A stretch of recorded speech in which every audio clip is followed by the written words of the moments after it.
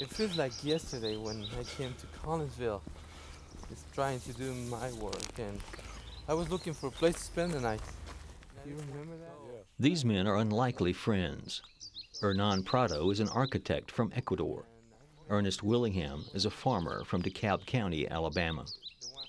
Prado came to the state in the late 1980s to help small rural schools in towns like the one where Willingham had just become mayor. Yeah, this is a Since then, together, they have witnessed a remarkable transformation. Collinsville sits in the shadow of Sand Mountain, an area long known for jealously guarding its insular Scots-Irish culture. Yet, in little more than a decade, in this town of under 2,000, Latino stores and restaurants have sprung up beside hardware stores and pool halls. Bilingual signs have become the norm, and Hispanic children have come to make up over half the enrollment of elementary school. This longtime area trade center was already 20% African American. Now that it's 1/4 Hispanic, Collinsville is statistically the most diverse community in Alabama.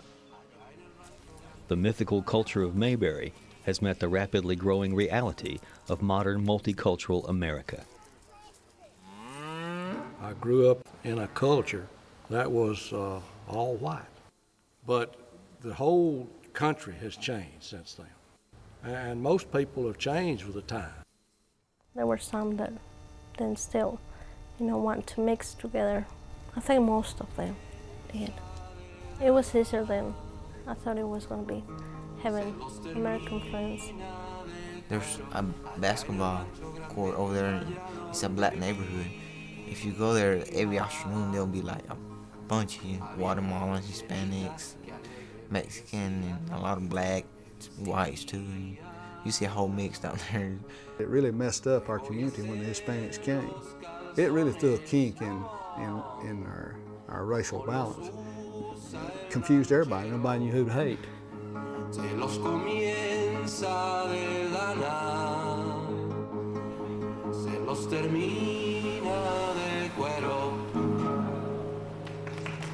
Thank you.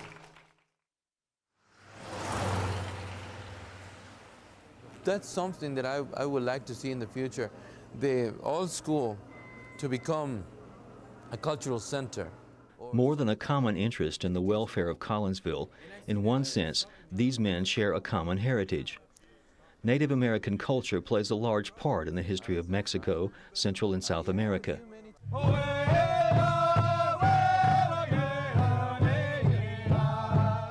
Here, too, echoes of that culture remain. Northeastern Alabama was the home of the Cherokees. Sequoyah lived here for a time, near the cavern that bears his name. During the early days of European settlement, there was considerable mixing between cultures. Little Will's Creek that runs through Collinsville was named for a mixed-blood Cherokee chief. But darker days would prevail in the European land rush that followed U.S. independence. The infamous Trail of Tears had a starting point here near the internment camp, for which the county seat of Fort Payne was named. The first permanent European settlers, who had come from South Carolina and Georgia, were largely Scottish and Irish. The culture of small farms they established remained distinct and isolated from the large-scale plantation culture of the Black Belt. The population was fiercely independent and remained almost completely white until the late 1800s, when the railroads came.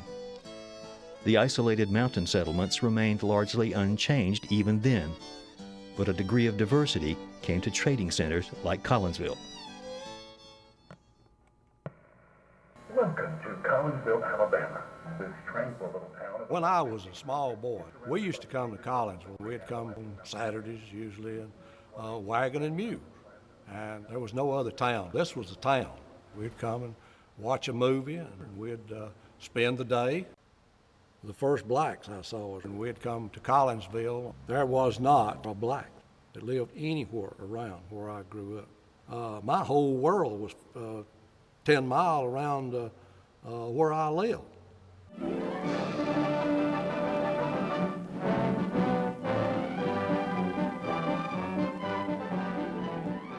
World War II shattered the simplicity of life in many ways, and it would mark the beginning of a period of parallel change in North and Central America that would eventually bring the two worlds together.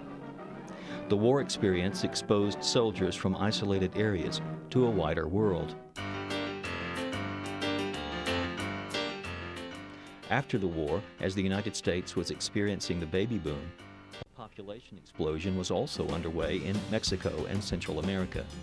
And while increasingly mobile Americans were abandoning small towns for suburbia, large numbers of their neighbors to the south were leaving the land and streaming into the cities. By the 1980s, economic collapse in Mexico and political turmoil in Central America had left huge numbers with few options. In the meantime, Collinsville had problems of its own. It was losing population. Many of its downtown businesses were gone, and its economic base was narrow. The weekly influx of several thousand out-of-towners to trade day helped preserve the town's identity as a crossroads community and provided an economic boost. But it was no substitute for a permanent business base. Agriculture was also in decline, but the small farms that remained produced an unexpected yield. For 20 years, they had attracted Hispanics as seasonal migrant workers. Now those migrants would begin to change their own way of life, and in so doing, change the life of the town. Tree, wreath. That's difficult. Wreath. Stocking. Sometimes called presents. Santa. Mm-hmm. Did you have Santa in your country? Santa Claus? Yes, but maybe he don't like my home. Did he not come to your home? He never went there. Part of the first wave of permanent Hispanic immigrants, Solomon Morales arrived in Collinsville in 1989. I never thought about coming to the United States, but I don't have enough money for all children and my wife, so I decided I need to change my life. This is the place where we live in Mexico. Morales grew up in the Mexican border town of Reynosa, just across the line from McAllen, Texas. They had a saying here about the irony of living within sight of a life so different from their own. So close to the United States, the saying went, and so far from God. We feel that United States a rich country, and we was very, very poor, and many people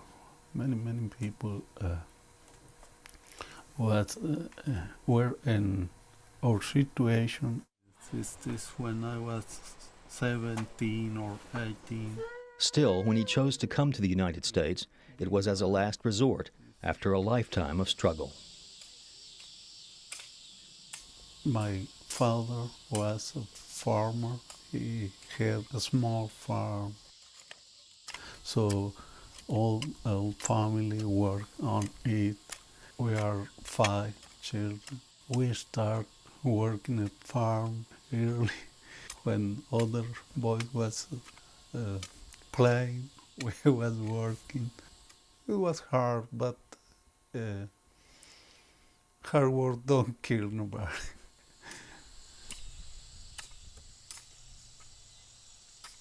When I was 11, my father died. My mother don't have money for feed all children, so we went to work. So I went to school only to 3rd grade. We went to other farms, working with other people for money. My brother was 12 and I was 11, but we worked like any other. Maybe this is in the early 70s. Morales failed to save the farm, but built a 15-year Army career and rose to the rank of sergeant. Eventually, having married and started a family, the impact of frequent transfers on the children led to his retirement in 1981. But new opportunities proved scarce. The family endured 7 years of financial hardship, with both parents working, split shifts, and little time for child care or family life, and in a hostile environment. This is the borders, Mexico-United States. If you bar and read the newspaper, you see every day people killing people.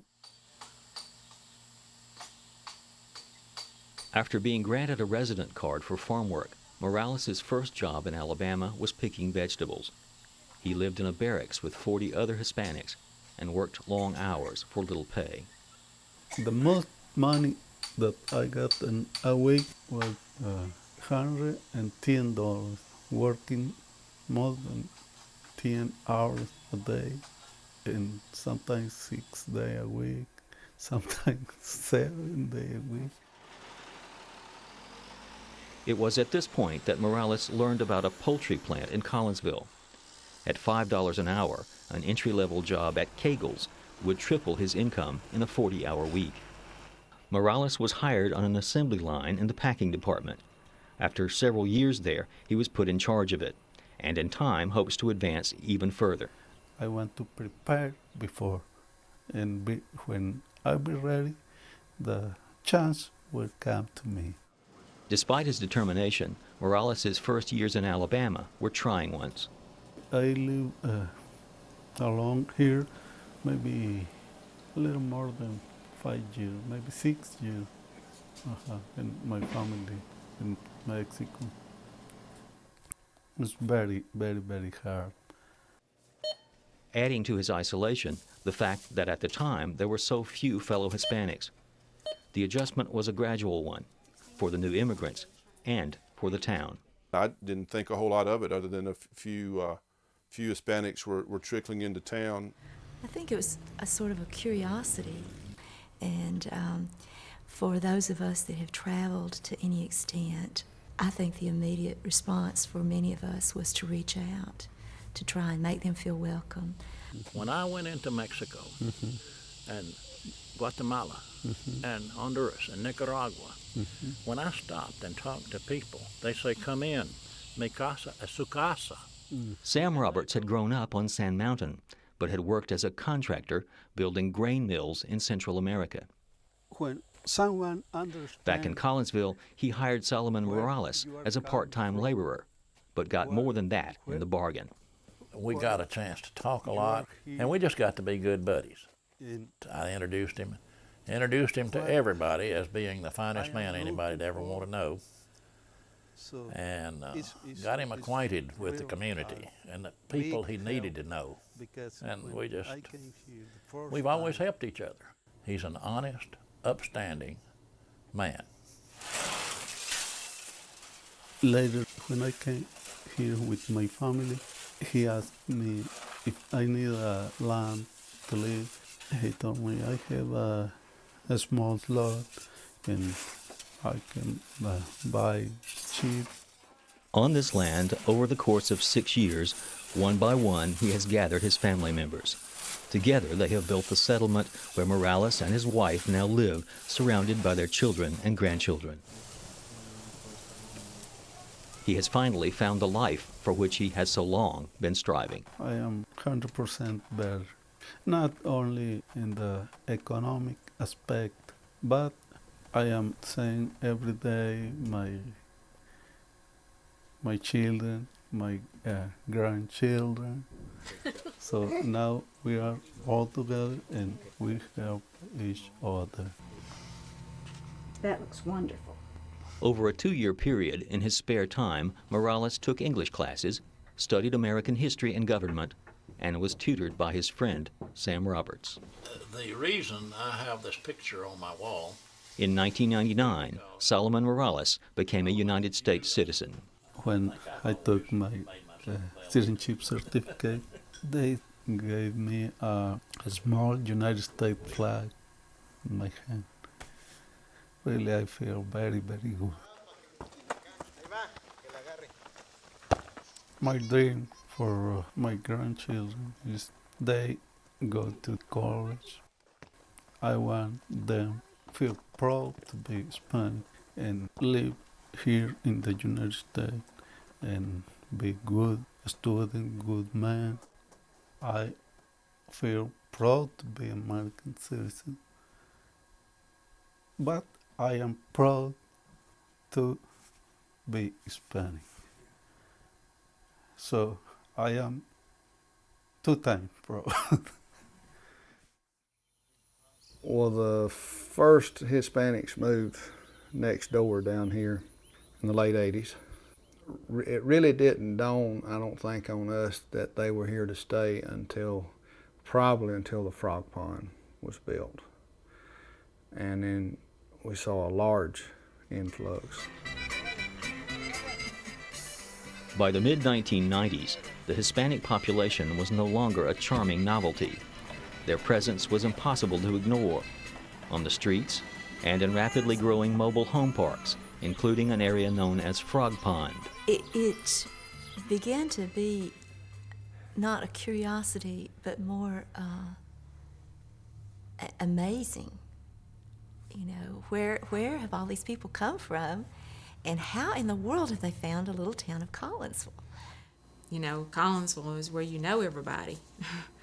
And all of a sudden, you didn't know these people. So, made you withdraw. And some people saw the tremendous economic advantages of it, and others were frightened by it. You know, there was some destruction. Maybe mailboxes tore down at the Frog Pond when they first went up. There was a few fights at there in town. The greatest potential for conflict lay in the school. Here, the Hispanic concentration was greatest, the problems they created were real, and the stress was high. But so was the level of contact, and over time, the opportunity for communication. As more kids became involved with each other, then there became more acceptable. And when the kids accept each other, then the mamas and daddies begin to fall in line with the kids. If this was the front line in a battle for mutual respect, then some, by their example, might become heroes. We live in a city, Mexico City.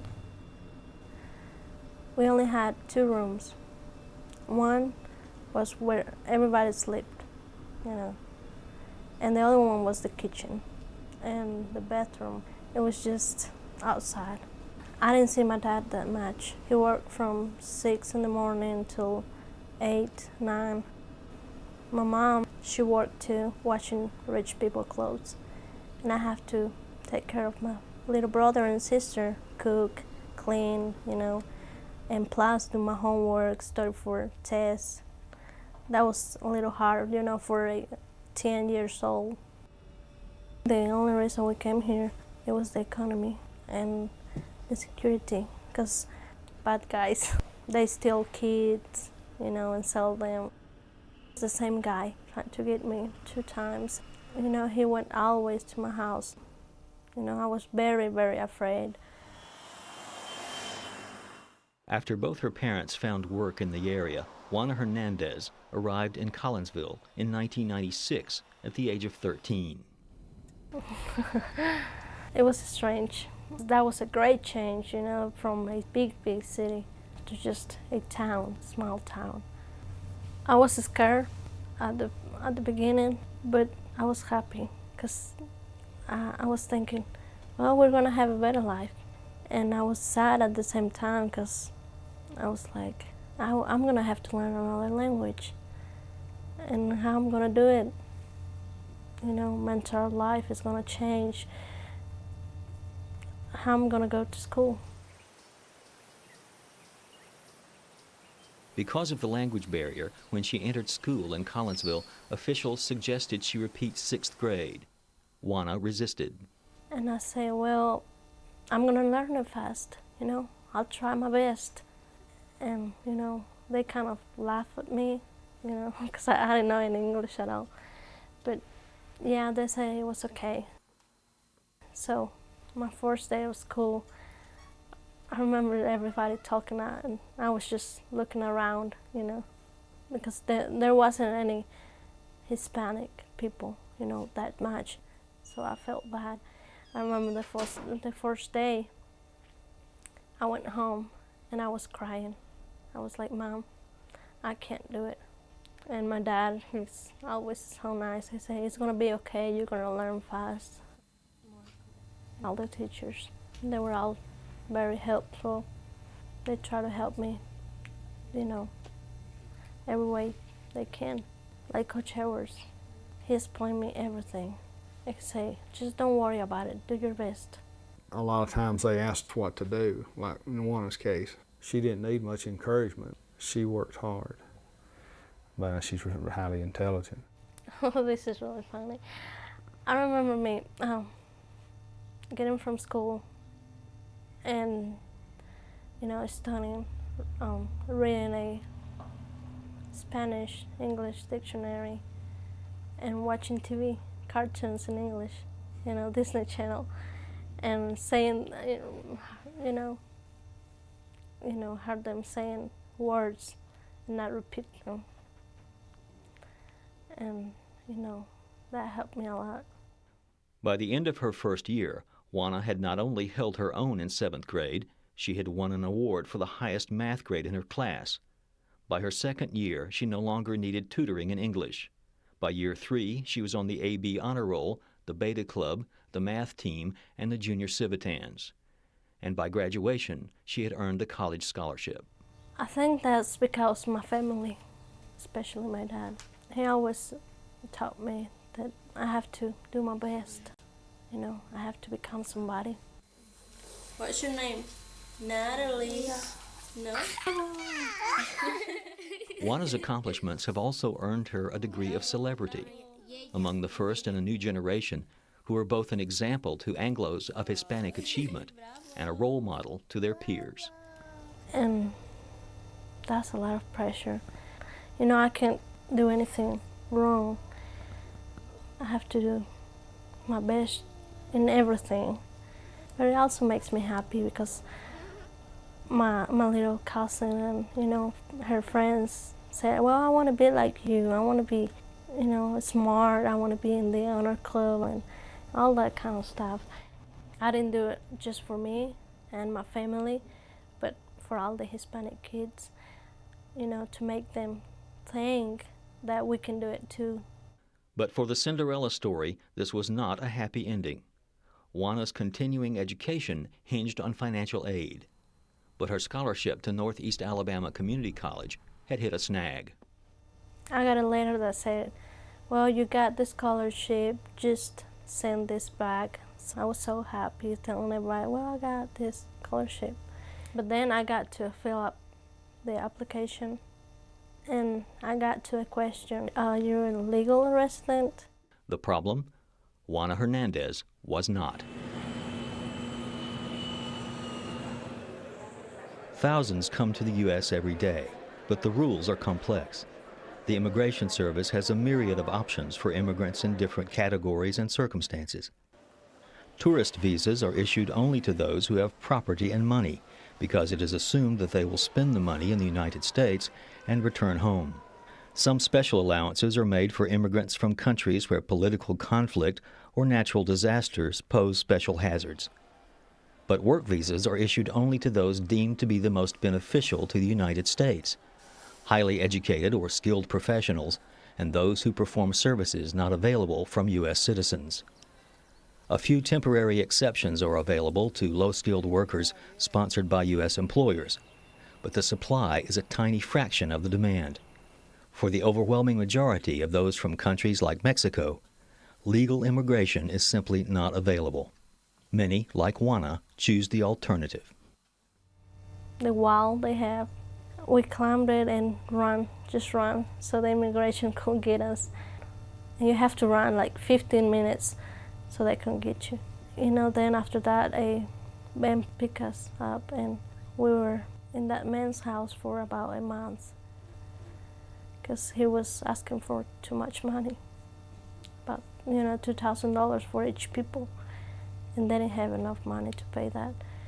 And then we escaped from that guy and went to a Walmart store, and called this other guy, and he got us and bring us home for less money.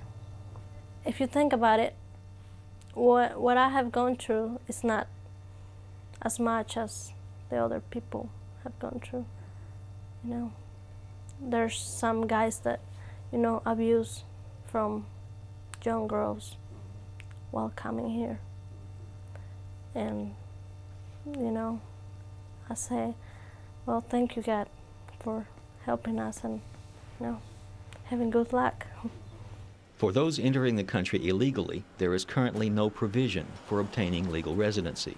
The consequences, if justifiable, can also be counterproductive.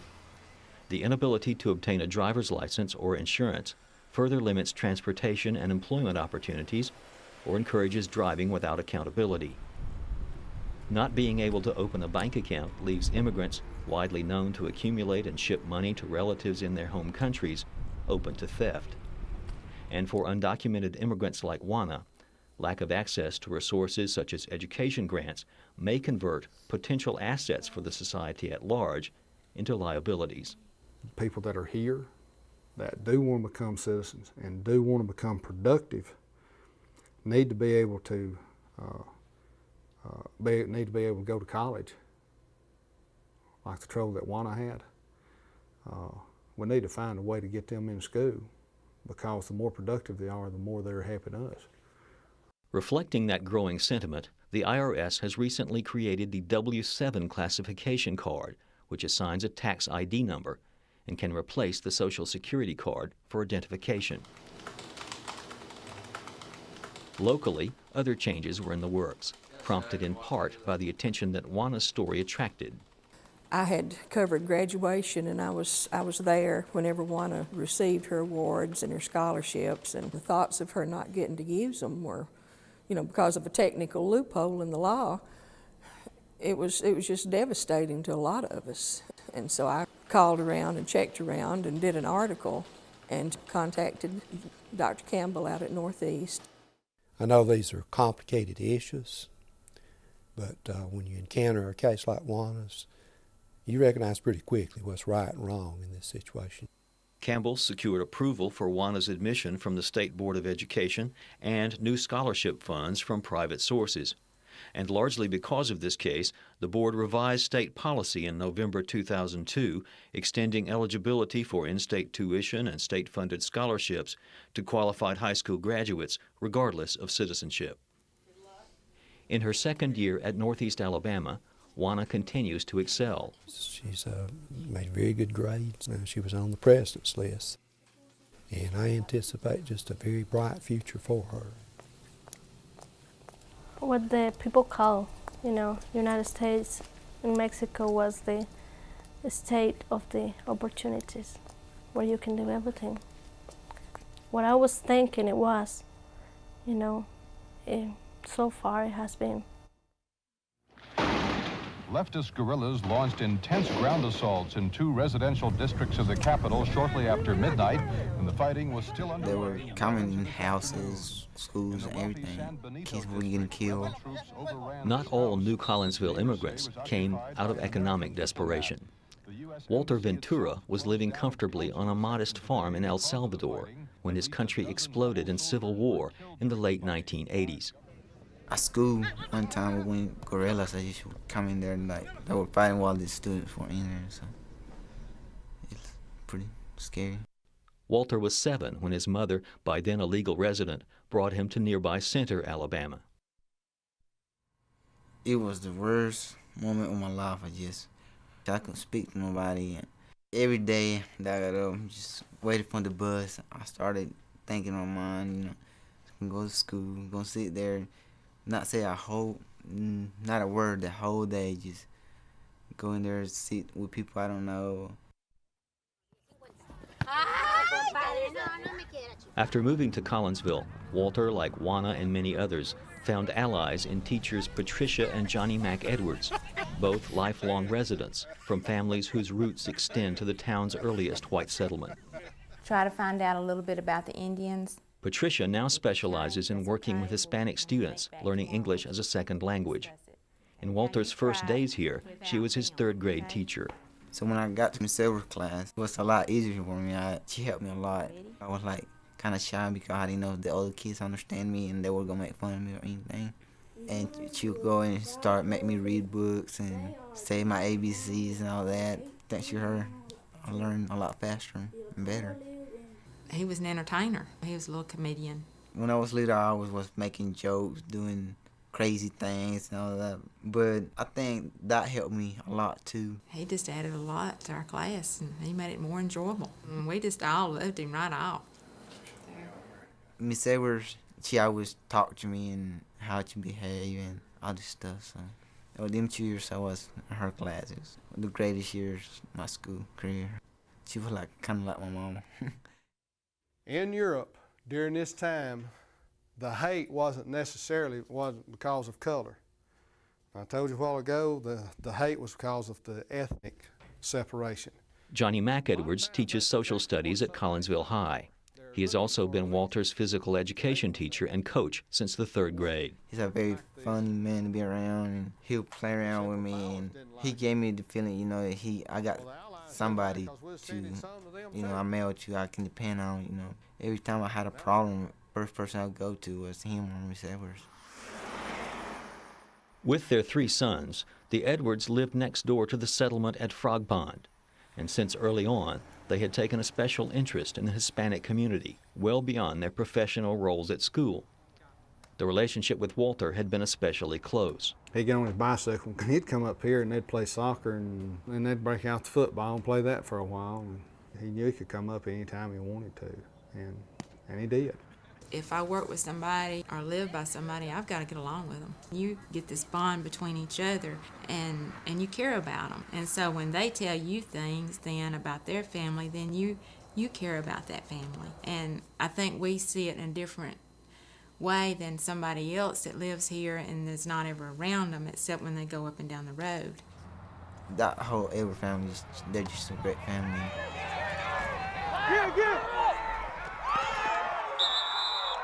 Every Friday, Miss Edwards would come by and pick me up, and we would see John, the older son, go play football. There's no Hispanic, I never seen a Hispanic play since I've been here. I like how the handles look. I want to wear one. When I went and watched them play, they banging head and pushing. I like that. I might try that. So.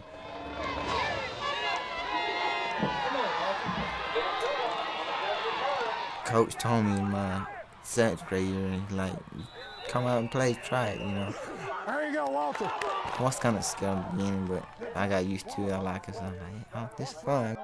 Walter worked at it. He's just a good athlete. His ability was him wanting to work and do well at what he did.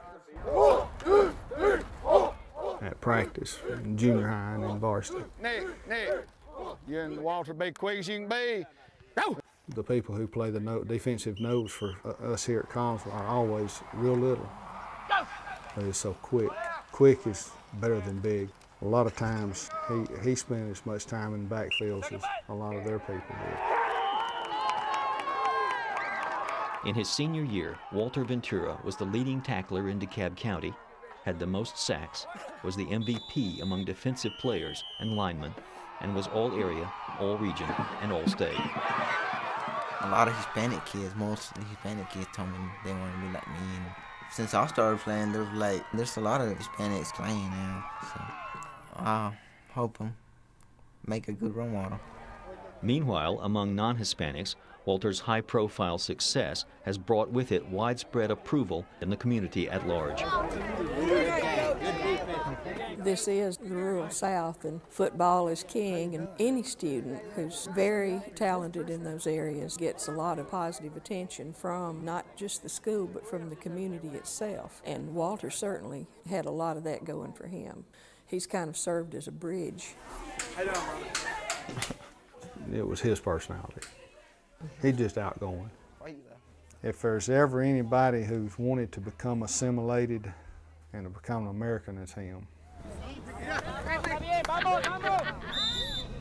As he looks back on a successful high school career and weighs his options between college and an Air Force career, it is hard to imagine a more prototypical All-American image than that of this popular senior his car, and his girlfriend. I had only one Hispanic girlfriend. The rest of them are being white girlfriends. Interracial dating definitely raises eyebrows here. However, for some Hispanics, exceptions can apparently be made. Nobody has ever said anything to me. I just everybody treats me as a white boy too. Jesus called his disciples by the title of friends. And so it was when the Edwards took him to Vernon Baptist Church, where he became the first Hispanic member. I went like for 2 years, 3 years, and then I got more into it, and I met a lot of people. One day, I just told Coach Sherry, you know, I want to get baptized there, and he told the preacher said yes.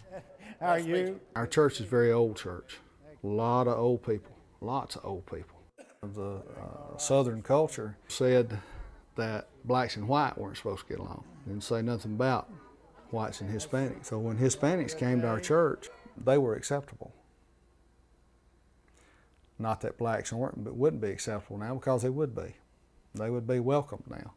But it was easier for the older people to accept Hispanics than integration of the 60s.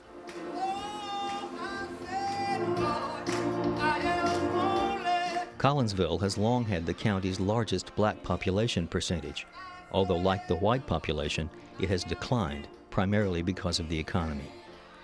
Some blacks are descendants of those brought by the region's rare slave-owning families, or perhaps even those owned by Cherokees, who later freed and married them to remain here in the face of Indian removal. In the century following slavery, insular communities on the mountains surrounding Collinsville retained their exclusively white Scots-Irish makeup and developed a reputation for defending it. We was trucked out on the mountain to pick cotton or gather corn or whatever. But there was one sign in particular that really caught my eyes and my remembrance, and that was, it said, read, nigger, run, and if you can't read, run anyway. And I thought that have stuck with me. As a longtime trading center, Collinsville was more accustomed to diversity. Blacks who lived in town worked in shops or factories or as domestic servants. Segregation and white supremacy ruled here as elsewhere, but due to familiarity and their low numbers, attitudes towards blacks were milder. There was definitely that master-servant type undercurrent, but there were some of us that just never did get it, that there was supposed to be a difference between where you drank or what part of the bus you sat on.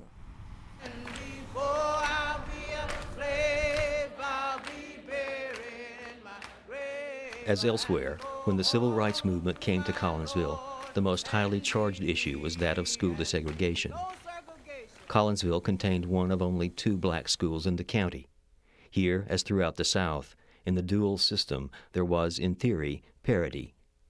The reality for young Principal Herman Curley was disillusioning. When the finances come in, it was given to a school system, but the money never reached a black school. And this was kind of disturbing to me, because I was led to believe that we were separate but equal, but that didn't pan out that way. The building of a new black school, as a last-ditch effort to avert desegregation, failed. Because the school would be closed in the process, there was some reluctance toward mixing in the black community as well as in the white. I'll read your book about how's the weather. But when its time came, segregation died here with a whimper rather than a bang. The barrier was broken in the preschool Head Start program, where Sheila Johnson's mother was a teacher. Collinsville, I was very proud to say, just sort of eased into it because the way was being led by the little children. One of the little black students, as an example, that was very popular. He fell down out on the playground one day and skinned his knee, and they all came rushing up with him to my mother and showing her, oh, Donald skinned his knee. And one of them looked and said, well, he's red underneath just like we are.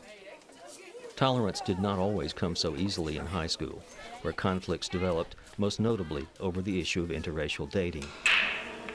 But here and in the community at large, a platform of accommodation remained intact, despite its underlying fractures. About 98% of the time, everyone gets along wonderfully well. But it only takes just one little thing to break the surface, and suddenly they go in different ways. And I think that was reflective of the tension that was always just below the surface.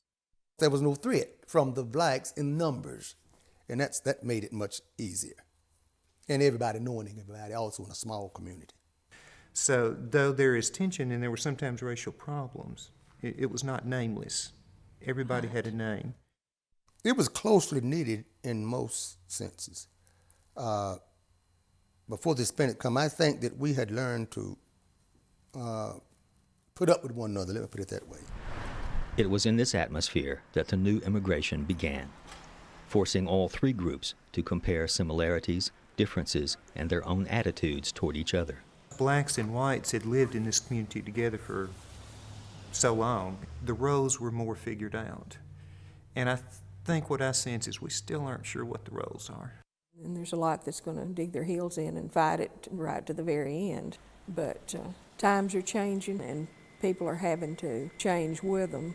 People always find someone else to look down on. But I think overall, by the other third party coming to the table, it made things better. Do you, Matt, take Shamika as your wedded wife? And that's the way it is at school. Over the last 5 or 6 years, they mix well. They run around together, they sit together in class, they talk, they play. Hispanic kids help white kids take in Spanish, then the white kids help Hispanic kids in English. That's how it has to be. You may embrace your wife. There's more dependency in a small town than there would be in a large town on each other, not just within your ethnic group. But we have to depend on each other. There's just not enough of us not to. What does Jesus say about all different types of cultures and races and people? Our background, it does not matter, okay?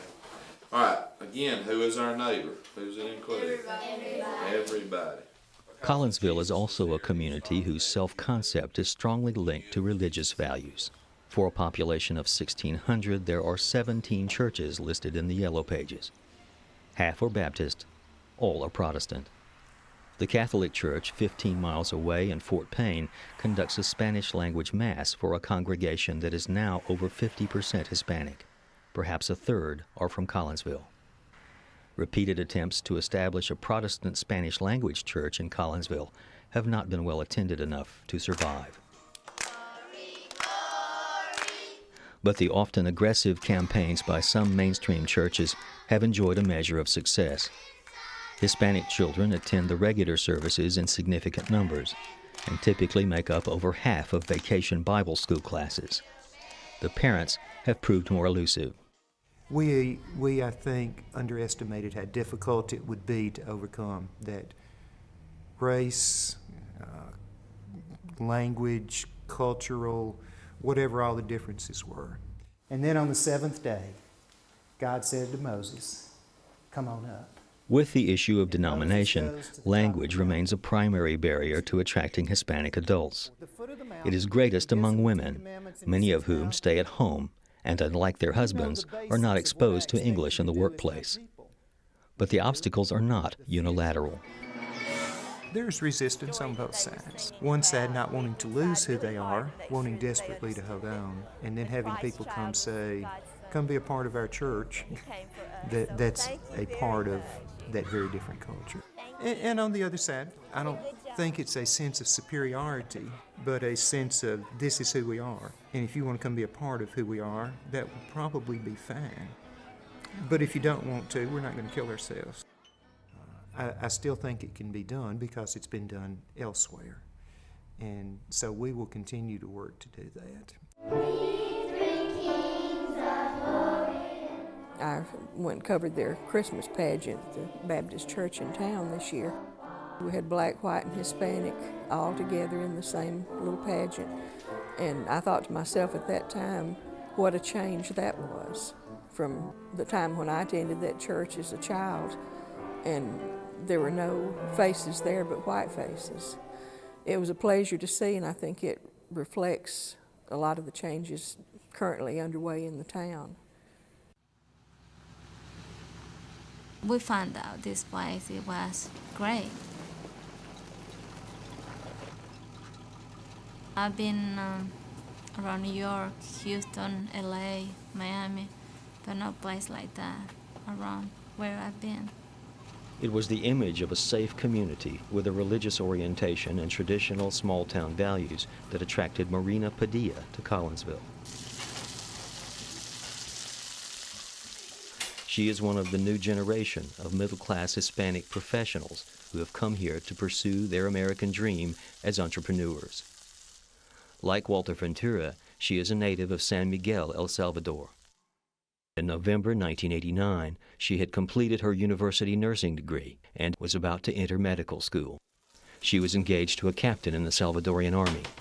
All was in place for a life of comfort and security. He already got a house and everything in the capital. It was assassination. They shot him in his face. They killed him on November the 16th, and we're supposed to get married December the 5th. But after they kill him, I don't feel like I want to stay there. And this is me in our travel agency. Because regulations allowed for sanctuary from the Civil War, Marina was able to secure a work visa. She moved to New York, where she found work in a travel agency. 4 years later, she transferred to Houston, where she met and married Edgar Padilla. The birth of their children brought another change. I love dance and go out with my friends and this and that, but you know, it's not yet think of myself as Catherine and Edgar. And then one day, for vacation, driving from Houston to New York, we stopped in Alabama to visit my sister. I told my husband that I feel this place comfortable and safety for raised children. So he said yes. My first impression was day after we get here, starting town in Collinsville, and I looked 2, 3 different people trying to look my face to tell me, hi, good morning, how are you? And that made me real, like in shock, because never in my life I found people real friendly with me. Not that much at the same time. Before the move, the Padillas purchased a vacant building on Main Street, where Marina now owns and runs her own travel agency, specializing in services to Hispanics. We have 4, 5 different services we do in a travel agency, and plus we do translations and we do application for everybody. She and her husband also run a delivery company, which collects packages from 3 states and ships them to Miami for delivery to Central America. So far, both businesses are prospering. It's the best way to make money and give children what they want. And we have more time with them, to spend with them. And they enjoy where we are from. They don't have a lot of places to have fun like in here. I like here, I love it. I don't have complain about nobody. I've never been mistreated by nobody. You can do and you can say whatever you want. And if you work hard, you can have what you want to have. With the Hispanics moving in, our population has picked back up. And now there are several businesses have been established here by the Hispanics. So, yeah, they're part of the community. And they may be one thing that helps, they may be the item that revives the town. Most Collinsville natives seem to view the overall economic impact of the Hispanic influx as positive, but there remain broad differences of opinion about this and other consequences of immigration. It is a debate which mirrors that in the country as a whole, and one which will likely continue for years to come. There is still the often repeated sentiment that Hispanics are taking jobs from natives, but the consensus seems to be that the jobs Hispanics do here are not otherwise in demand. They are also jobs that generally pay a competitive wage, and so do not drive the wage scale down for other workers. But it is also true that many Hispanics, in sending money back to their native countries, withdraw it from the local economy. Undocumented workers do not file income tax, but taxes are deducted from their checks. They also pay sales taxes, but do not receive some of the government services available to legal residents. Crime in the Hispanic community has generally consisted of minor offenses related to driving or alcohol consumption in this tri-county. But the incidence rate is not disproportionate to the population in general. Hispanic parents often have stricter rules of behavior for their children than the mainstream culture, and undocumented Hispanics have a strong incentive to avoid trouble. 30, 40, 50, 60, 70. The influx has had a major impact on the school. ESL classes and tutoring programs have helped to maintain a normal pace of instruction for Anglo students. But average SAT scores have suffered because of the difficulty of the test for Hispanics. Given the current emphasis on testing, this is an important issue. The most widely felt effect of the Hispanic community's rapid growth here is a sense of disorientation about the identity and self-image of the community. Beyond differences in language and customs, and some inevitable degree of racial bias, there is also likely an element of class consciousness because of the low income and education levels of the majority of new immigrants. Even so, there is a level of empathy. My people, we're Scotch-Irish, and I know why the Scotch-Irish came over here, because they were poor and stupid, and stayed drunk too much and liked to fight too much. We came for the same reason, to better ourselves, and I can't fault anybody for wanting to be better. But the most telling response may lie in local attitudes toward immigration policy.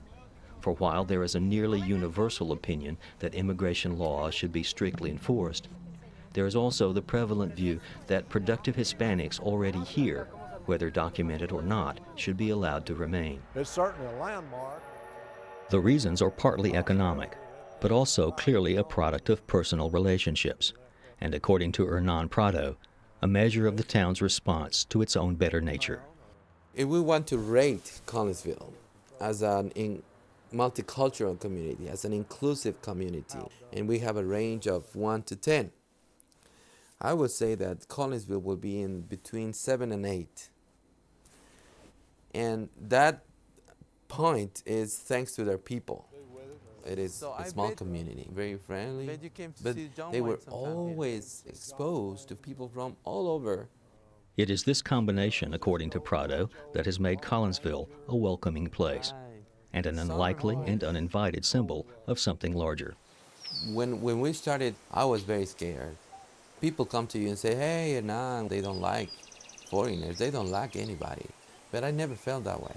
Every time I went there, I felt like I was part of the community. Collinsville was the closest community mentality to what I used to have in my country. Prado was working as an architect in Quito, Ecuador, when he met and married an Alabama native. In 1997, he was hired by the Program for Rural Services at the University of Alabama to help Collinsville High School cope with its growing population of non-English speaking students. It was Prado who helped the school design its ESL program and who helped initiate the dialogue between cultures that continues in the community at large. Building on that success, Prado established and now heads a statewide advocacy organization for Hispanics. Like many in and out of Collinsville, he looks to the future there with interest. If we don't make these people to feel integrated and to be part of the community, all of the willingness that we find in Collinsville will not make any difference. But if we base what is happening today in order to see what is going to happen in the future, I strongly believe that Collinsville will be one of the most integrated communities in Alabama. And that probably can be the laboratory for other communities, other counties, other cities, other states. Probably what we learn from Collinsville can help us to prepare a better future for the United States.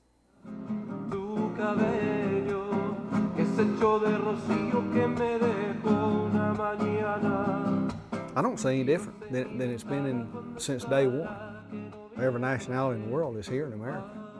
We all got here the same way. This is our community. And if our community is going to stay one that we can all bear, be bearable, then that tolerance will have to be there for one another. It'll work, but it's got, you know, people have to work at it. You know, it can happen, but we got to make it happen. Cuando mi canto te daba parecías una hoja que tiembla por la mañana cuando el rocío la moja. Ahora tengo en mí tu ausencia que se queda y es vacío, pero yo soy como el río que crece en cada valle.